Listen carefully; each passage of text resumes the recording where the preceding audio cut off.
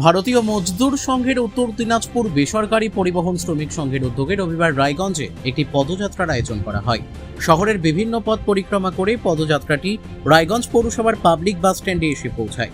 সেখানে সংগঠনের পতাকা উত্তোলনের পাশাপাশি আনুষ্ঠানিকভাবে উদ্বোধন করা হয় সংগঠনের নতুন কার্যালয়। উল্লেখ্য, ভারতীয় মজদুর সংঘ দেশের অন্যতম বৃহত্তম ট্রেড ইউনিয়ন।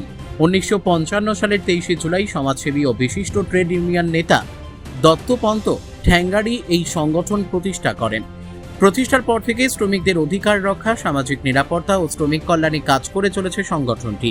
এদিনের অনুষ্ঠানে উপস্থিত ছিলেন সংগঠনের বিভিন্ন স্তরের নেতৃত্ব এবং পরিবহন শ্রমিকরা।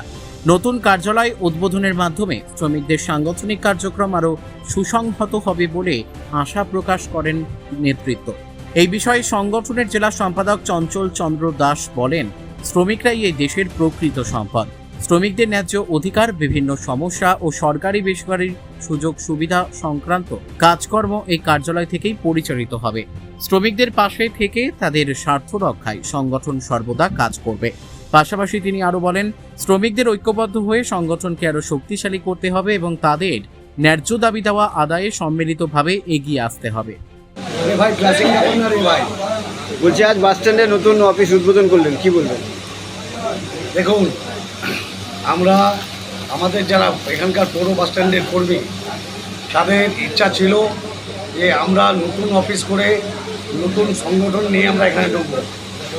আমি তাদেরকে বলেছিলাম, ভারতীয় মজদুর সংঘ নতুন সংগঠন নয়, ভারতবর্ষের মধ্যে সবচেয়ে বৃহৎ শ্রমিক সংগঠন এবং পৃথিবীর মধ্যে এই সংগঠনের প্রচার এবং ব্যাপ্তি ঘটেছে।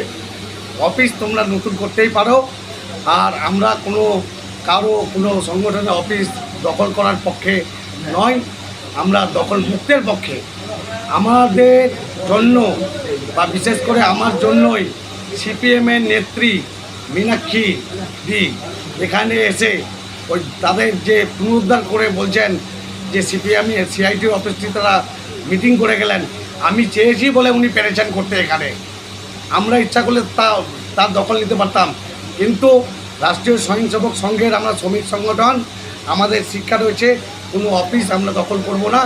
আমরা পারলে নিজের শ্রমিকরা আমাদের নিজের পকেট থেকে টাকা দিয়ে তারা কষ্টের মধ্যেও এই নতুন অফিসটিকে তারা উদ্বোধন করাতে পারলেন, তার জন্য তারা তো খুব খুশি এবং আমিও খুব আন্তরিকভাবে খুব খুশি। এই অফিস থেকে এই গাড়ির স্টাফেরা কী কী সুবিধা পায়? দেখেন, অফিস থেকে কোনো সুবিধা হয় না। অফিসটা হচ্ছে স্টাফরা রোদ, বৃষ্টি, শীত, গ্রীষ্ম থেকে হাত থেকে বাঁচার জন্য তারা এসে অফিসে এসে বসবে।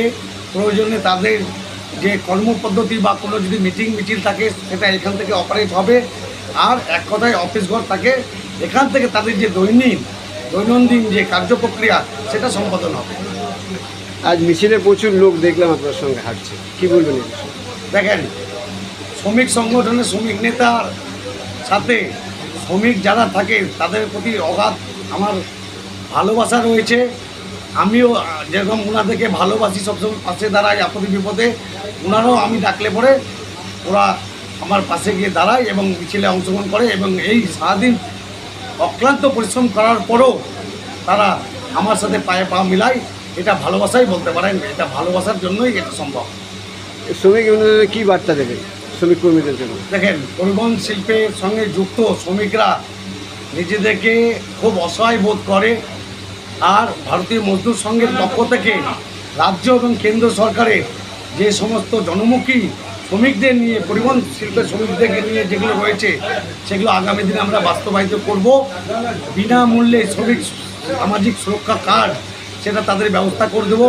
তাদের জন্য এই শ্রম পোর্টালে তাদের নাম নথিভুক্ত করাবো, এবং তারা যাতে তাদের ন্যায্য মজুরি পায় তা নিয়ে আমাদের নিরন্তর লড়াই চলবে, এবং তারা যাতে মালিক পক্ষের হাতে শোষিত বা বঞ্চিত না হয়। রায়গঞ্জ থেকে রামকৃষ্ণ দাসের রিপোর্ট, কুলিক নিউজ।